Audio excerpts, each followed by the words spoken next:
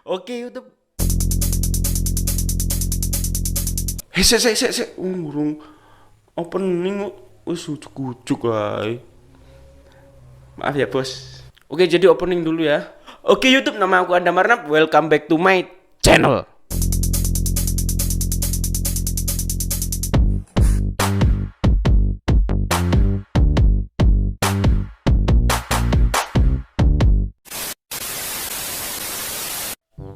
Oke, jadi di sini aku mau buat video tentang KineMaster nih.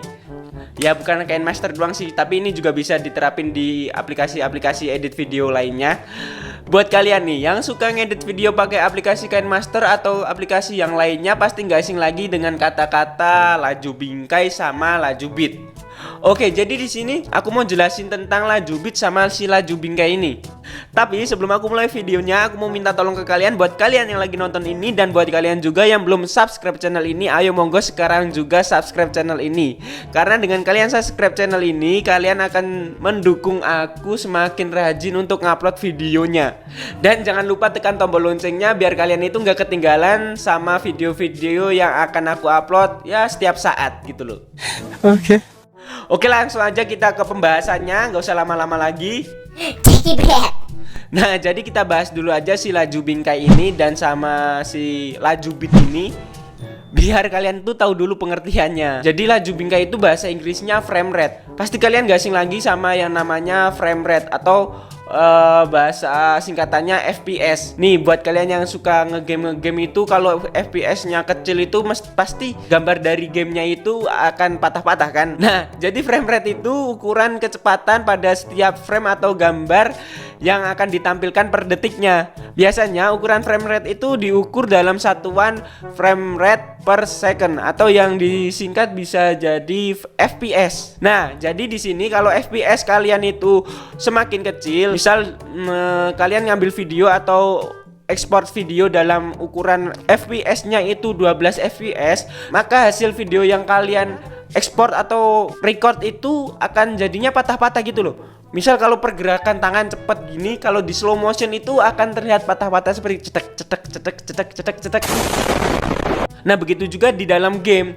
Kalau FPS HP kalian itu masih kecil, nantinya si layout atau si tampilan gamenya itu akan patah-patah. Dan juga sebaliknya, kalau FPS-nya semakin besar, nanti video yang kalian ekspor atau kalian record itu akan semakin smooth. Jadi kalau kita slow motion yang tadinya FPS-nya itu kecil jadinya patah-patah gini-gini, kalau FPS-nya besar, kalau kita slow motion itu akan smooth, akan lembut gitu loh. Misal kalau kita slow motion akan hasilnya gini. Set gitu. Nah, sampai di sini paham? Ya, kalau nggak paham lanjut aja dulu lah. Nanti bisa di replay lagi nanti. Bangsat kau. Nah, selanjutnya laju bit. Laju bit ini bahasa Inggrisnya itu bitrate. Nah, bitrate ini artinya banyaknya bit yang diproses setiap detik pada sebuah file video ketika video itu diputar. Nah, biasanya bitrate ini satuan ukurannya itu kilobit per second atau megabit per second. Jadi, kalau kita ekspor video terus bitrate-nya itu rendah, nanti ada positifnya ada negatifnya juga. Kalau positifnya itu ntar si ukuran file videonya ini akan semakin kecil daripada bitrate yang tinggi. Nah, kekurangannya itu ntar videonya ini akan kualitasnya itu akan jelek, pecah-pecah gitu loh gambarnya. Nah, sebaliknya juga kalau sebaliknya juga kalau si bitrate ini kita naikkan, ntar si kualitas videonya ini akan semakin tinggi. Nah, di situ juga ada kekurangan, ada kelebihan. Nah, kelebihannya itu si videonya itu nggak pecah-pecah, kualitasnya itu jernih gitu. Terus, nah si kekurangannya itu ukuran videonya itu ya gede banget gitu loh dibandingin si bitrate yang rendah. Oke, daripada kalian bingung, aku ngebacot terus, mendingan kita langsung ke screennya aja ya. Nah, oke, kita udah sampai di screen bagian ekspor si aplikasi KineMasternya ini. Nah, di sini bisa kalian lihat ada tulisan resolusi, laju bingkai, terus ada juga laju bit di sini, terus di sini aduh sorry bos. Terus di sini ada ukuran-ukurannya. Di sini ada nanti kita ekspornya itu sekitar berapa MB gitu. Nah, di sini kalian bisa baca ini rendah, ini tinggi. Oke, kita bahas dari atas dulu, resolusi. Nah, kalian mau milih resolusi berapa pas kalian ekspor si videonya ini? Misal kalian mau pilih 1080p.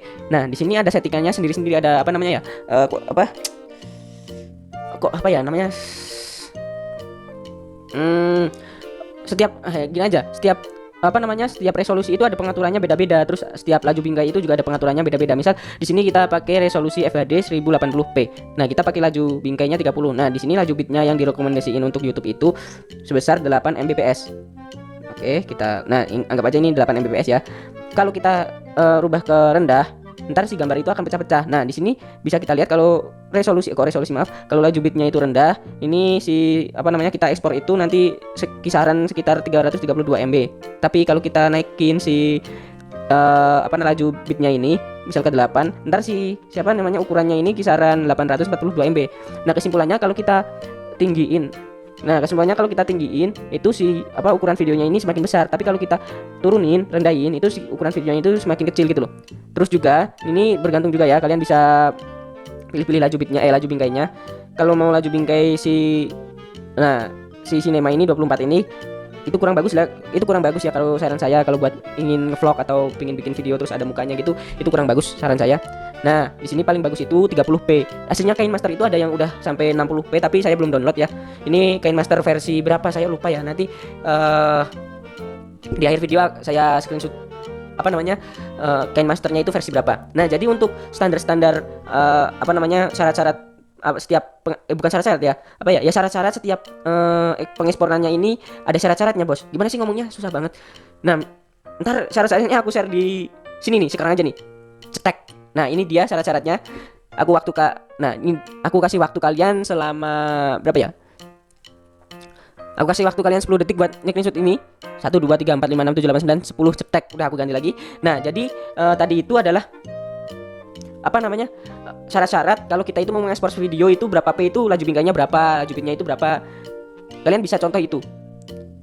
Soalnya kalau kita mau upload ke YouTube itu kalau laju bitnya kerendahan itu YouTube akan ngompres lagi, bukan kerendahan sih. Gini ya, jelasinnya susah jelasinnya, Bos. Jadi kalau kita mau upload ke YouTube itu convert lagi, bukan convert ya, mengompres atau gimana lah. Pokoknya di YouTube itu akan diproses lagi biar kita ngupload video itu MB-nya itu lebih kecil lagi gitu loh.